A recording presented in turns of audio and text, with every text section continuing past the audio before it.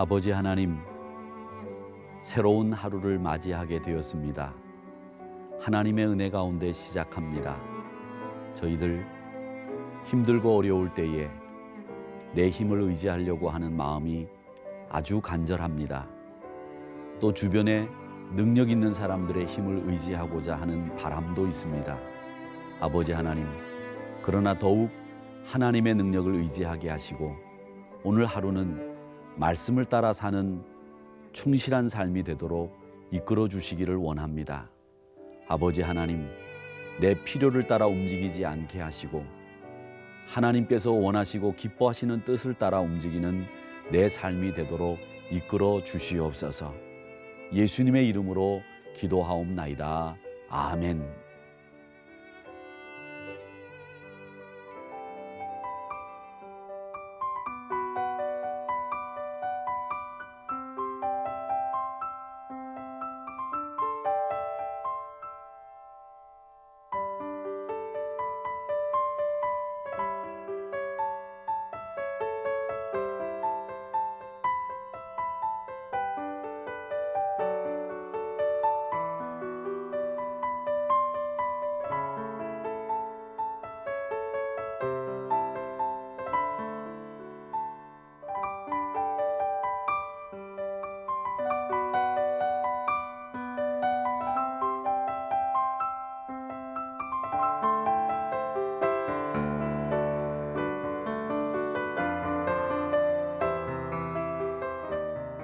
안녕하십니까?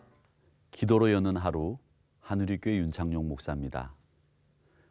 구약 성경에서 이스라엘 선지자 중에 가장 위대한 선지자를 꼽으라고 하면 아마 엘리야 선지자를 꼽을 수 있을 겁니다. 이 엘리야 선지자는 이스라엘 왕 중에서 가장 악한 왕이라고 알려진 오므리 왕조의 아합 왕 때 하나님께로부터 소명을 받고 활약한 선지자로 알려져 있습니다. 이 아합 왕이라고 하는 사람은 이세벨이라고 하는 여성을 왕비로 맞아들여서 온 나라를 우상천지로 만든 사람입니다. 그래서 엘리야 선지자는 그 유명한 갈멜산에서 바알 선지자, 아세라 선지자 850명과 대결을 해서 하나님의 능력으로 이기고 우상을 몰아내는 혁혁한 공을 세웠던 인물로 엘리야 선지자를 이야기합니다. 아마 이런 위대한 일을 한 사람은 이스라엘 역사상 전무후무했을 거라고 생각이 됩니다. 그야말로 성공한 사람이 엘리야 선지자입니다. 그러나 오늘 지금 본문에 나오는 엘리야는 성공한 사람 엘리야가 아니라 실패한 사람, 우울증에 걸린 사람, 낙심한 사람으로 등장을 하고 있습니다. 갈멜산이라고 하는 곳에서 아세라 선지자, 바알 선지자를 무려 850명이나 물리치고 하나님께서 살아계시다고 하는 것을 보여주었던 위대한 선지자가 엘리야 선지자입니다. 이 위대한 선지자의 승리로 말미암아 온 국민이 환호하고 박수를 보냈습니다. 그러나 이세벨이라고 하는 황후가 이 엘리야 선지자를 죽이기로 마음을 먹은 것 같습니다. 그래서 2절에 보면 이세벨이 사신을 엘리야에게 보내어 이르되 내가 내일 이맘때에는 반드시 너의 생명을 저 사람들 중 한 사람의 생명과 같게 하리라고 공갈을 칩니다. 이 말씀은 쉽게 풀어서 오늘날 우리가 쓰는 용어로 바꾸자면 너 내일까지 살아있나 보자, 이 말을 이세벨이 엘리야 선지자에게 한 겁니다. 이세벨이 죽이려면 자객을 보내서 엘리야를 죽이겠지만 내일 이맘때 죽이겠다고 하는 것은 공개 처형을 통해서 엘리야를 없애버리겠다고 하는 심산을 드러낸 겁니다. 저 사람 중에 한 생명, 한 사람의 생명이라고 하는 말은 갈멜산에서 죽은 850명의 우상 선지자들, 그 죽음을 가리키는 말로 그들과 똑같이 너도 죽여버리겠다고 하는 위협입니다. 내일 기필코 너를 많은 백성들이 보는 가운데에서 죽여버리겠다고 하는 황후의 이 공갈이 사신을 통해서 엘리야에게 전해진 것입니다. 이 말에 엘리야 선지자는 도망을 갑니다.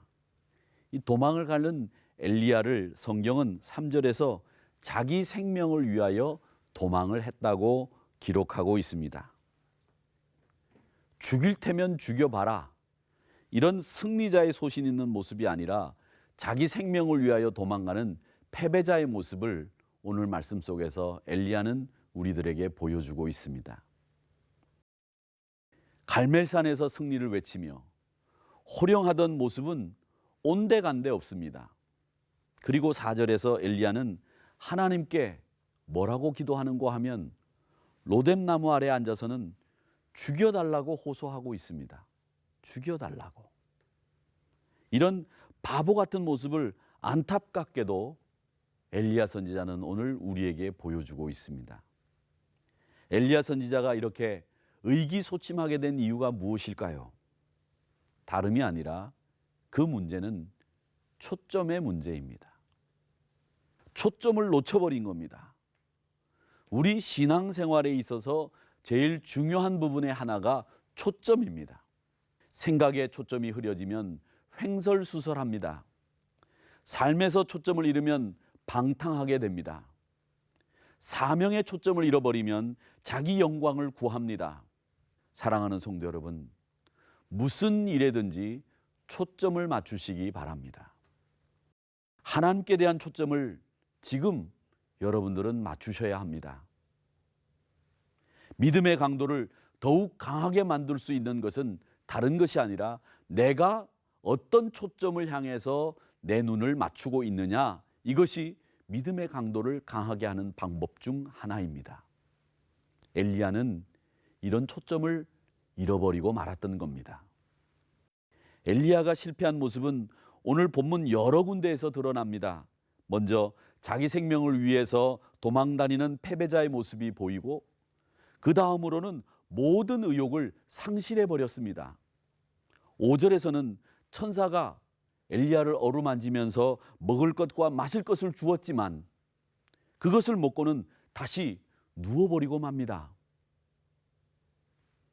아예 의욕이 없습니다. 이런 사람을 데리고는 같이 일할 수 없습니다. 또 엘리야는 말씀을 보면 자괴감으로 괴로워하고 있습니다. 4절에서는 스스로 자기를 뭐라고 가리키는가 하면 나는 내 조상들보다 낫지 못하니이다. 자존감도 사라졌습니다. 의욕을 잃어버리면, 사명을 놓쳐버리고 말면 자기 자신이 아주 하찮게 보이고 또 자기가 하는 일도 시덥지 않게 생각이 됩니다. 위대한 일을 감당했던 그 자신도 이제는 없어져 버렸습니다. 그냥 실패한 자신만 보입니다.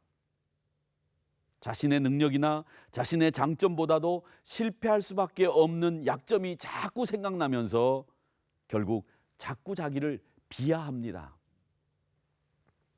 엘리야는 이렇게 조금 감정의 기복이 심한 사람이었습니다.